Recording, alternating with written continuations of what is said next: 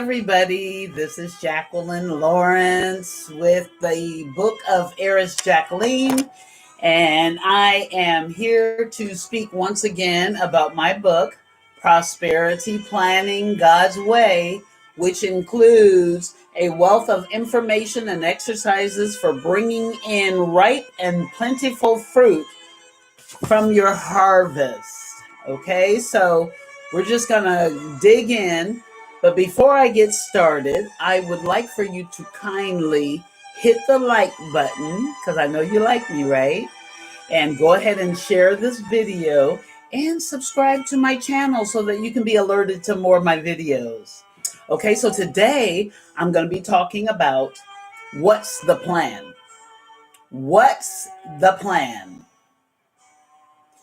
God has many plans for the mental, physical, emotional, spiritual, relational, and financial prosperity of those whom He predestined according to His plan to work out everything in conformity with His will.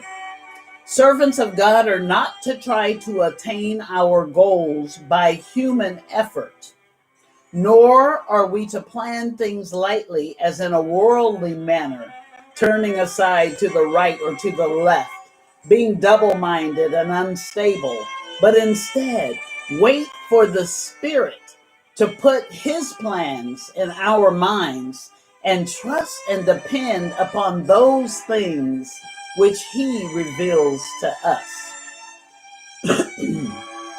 Because we know in part and are able to only prophesy in part, we must wait patiently for the full revelation of God's plan. Sometimes, as we are all aware, the wait gets hard.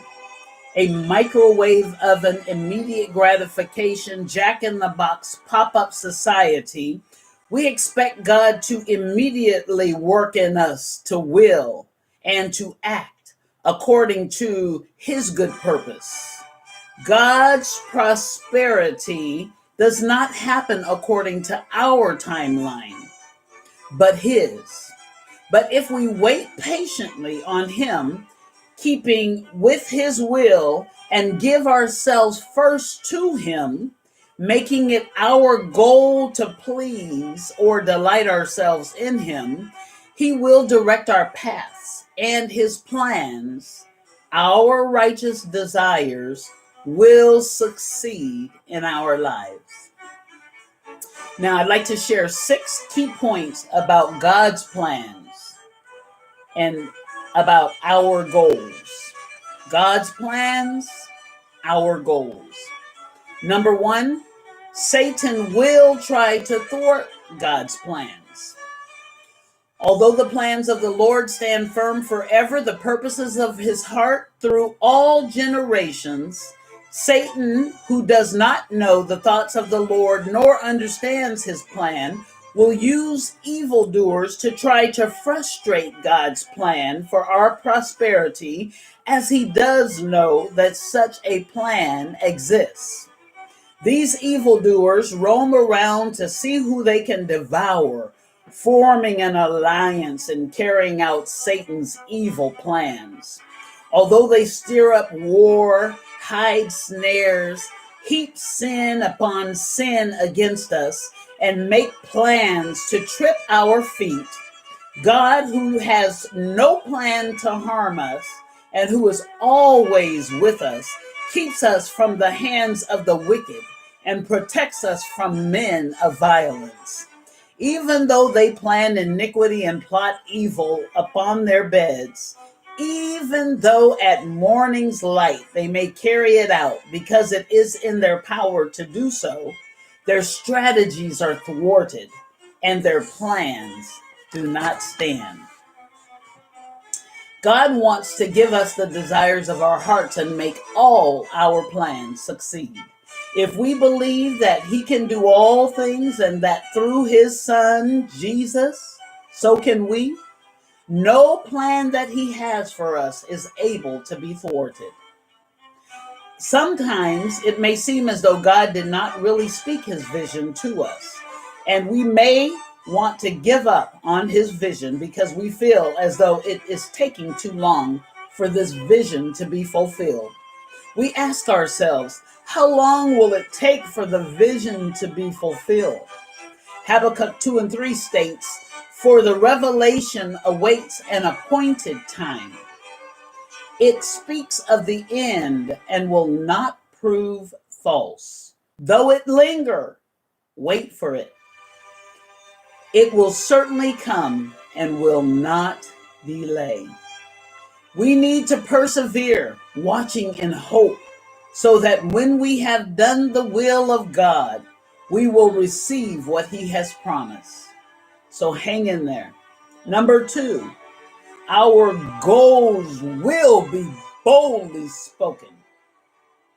If we truly believe that the Spirit of the Lord spoke our goals to us as an answer to our prosperity, we will boldly speak that which we believe and not be fearful of being mocked by others or fearful of the fact that if we speak it, it will not come to pass, as some do.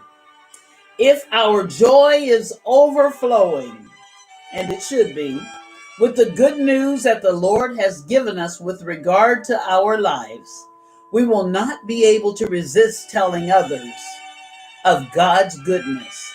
For out of the overflow of the heart, the mouth speaks.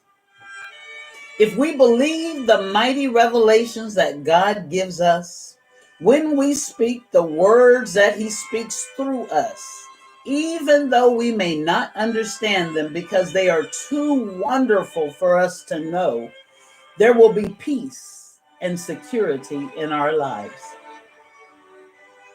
So speak those goals boldly. Number 3, goals will be clearly written in a smart manner. And here's how. Goals will be written down specifically.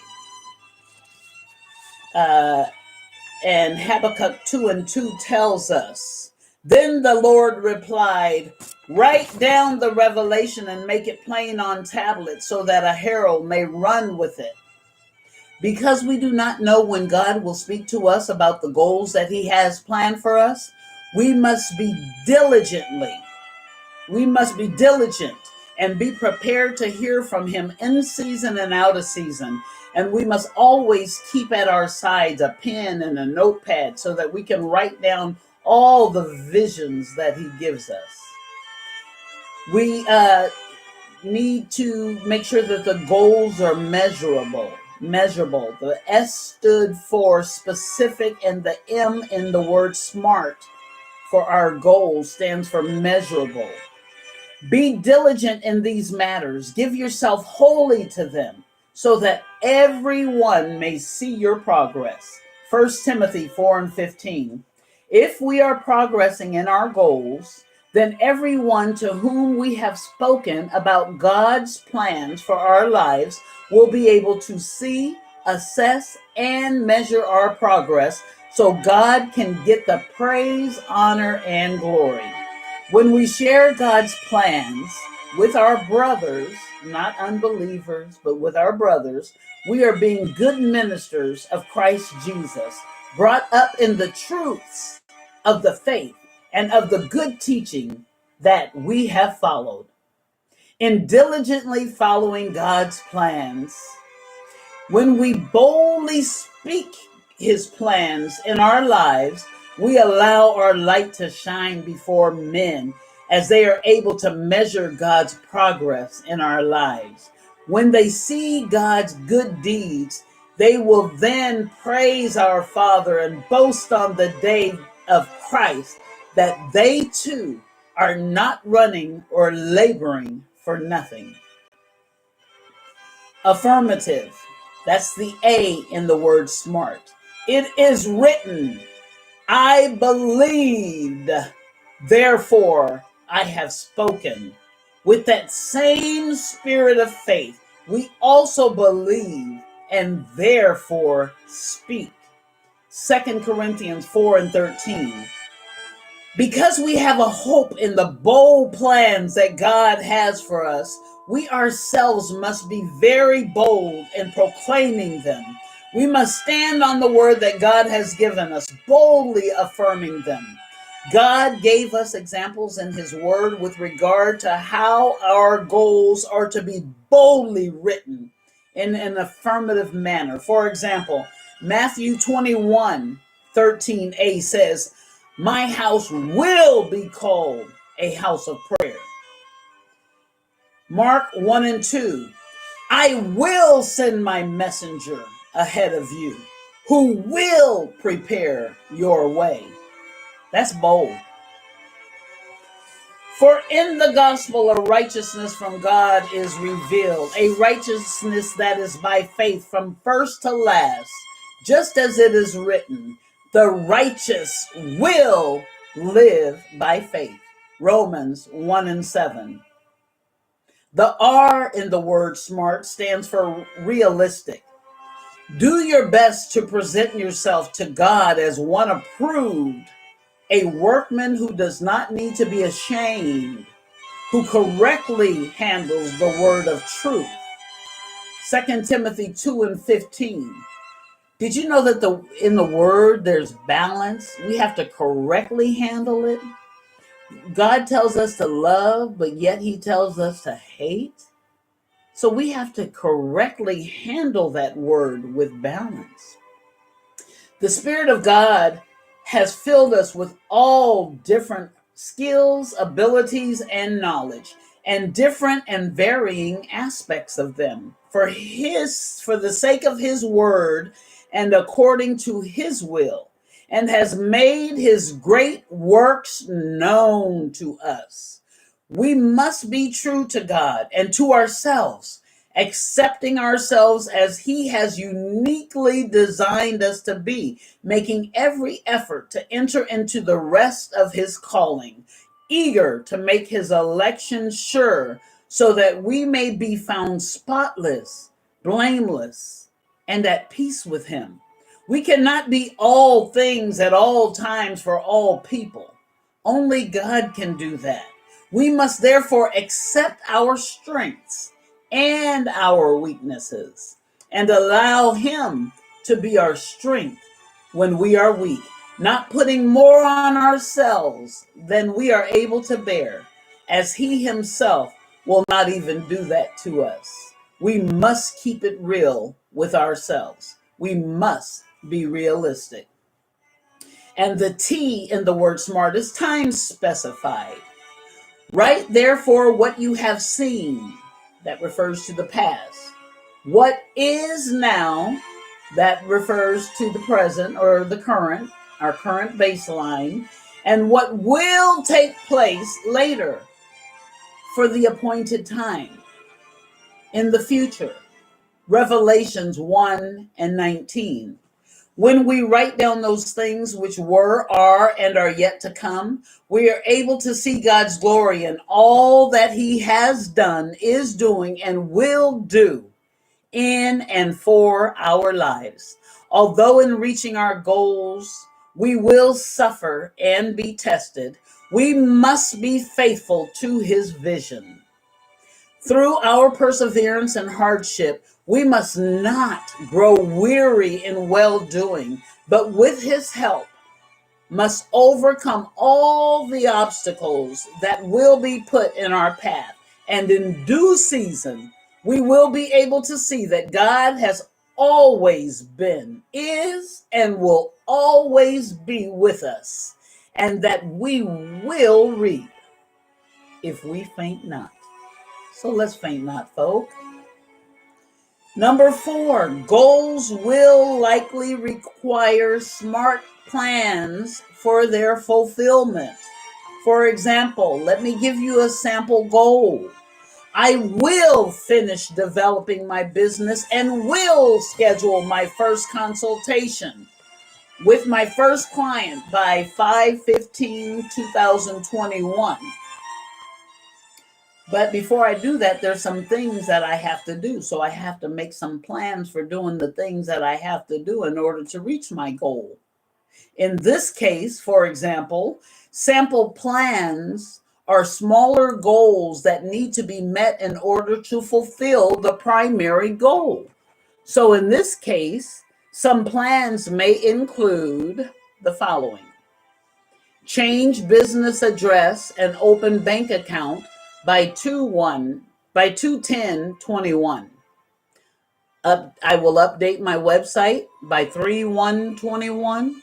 I will develop all the forms and obtain my marketing list of a minimum of 100 seniors for me to contact by 4/1/21. And I will begin calling potential clients by 4/1/21 in order to meet my goal of having my first client by 5/15/21. And that gives me plenty of time to do that. It's realistic. I can do it. Number 5, goals may include more than one person. It is important to identify the person or persons who will be responsible for the implementation of each goal and plan. There are some goals and plans that God gives us as individuals, while other goals and plans are to be made with other believers. They could be our children, friends, spouses, parents, business associates, co-workers, etc. God would never yoke us together with unbelievers, those who are sexually immoral, greedy, idolaters, slanderers, drunkards, swindlers, but those who share our same goals and with whom we are on one accord, speaking the same language, so that whatever we begin to do, nothing we plan to do will be impossible for us. We ourselves must therefore never yoke ourselves or God's plans with unbelievers. In goal planning, everyone that God involves in a goal should sit down together, consider, develop, and agree upon the goal. Number 6, goals and plans will be reviewed, tracked, summarized, and assessed. We have to review them. We can't just write them down. We have to review them on a regular basis. We have to track them. We have to summarize them, and we have to assess them. We have to identify any barriers, and we may have to alter our goals to make them even more realistic for us. But we're going to talk about all that on our next video that we talk about prosperity planning God's way. In the meantime, once God reveals his goals and plans to us and we have written them down, in order for them to have a successful end, we must first begin implementing them. So go ahead and write down at least one SMART goal that God has given you for your mental, physical, emotional, spiritual, relational, and or financial prosperity, and pray and believe that he will plainly reveal his plans to you in due season. And in my book, Prosperity Planning God's Way, I have included some tracking forms and forms for you to assess and write down your goals and plan your goals. So everything you need for planning your goals God's way and for prospering God's way is right here in my book, Prosperity Planning God's Way. You can go to Amazon.com. Again, my name is Dr. Jacqueline Lawrence. It was a pleasure spending this time with you, and I look forward to spending more time with you very soon as we wrap up my book, Prosperity Planning God's Way. Don't forget to like, subscribe, and share this video. God bless you all, and we'll see you soon. Thank you.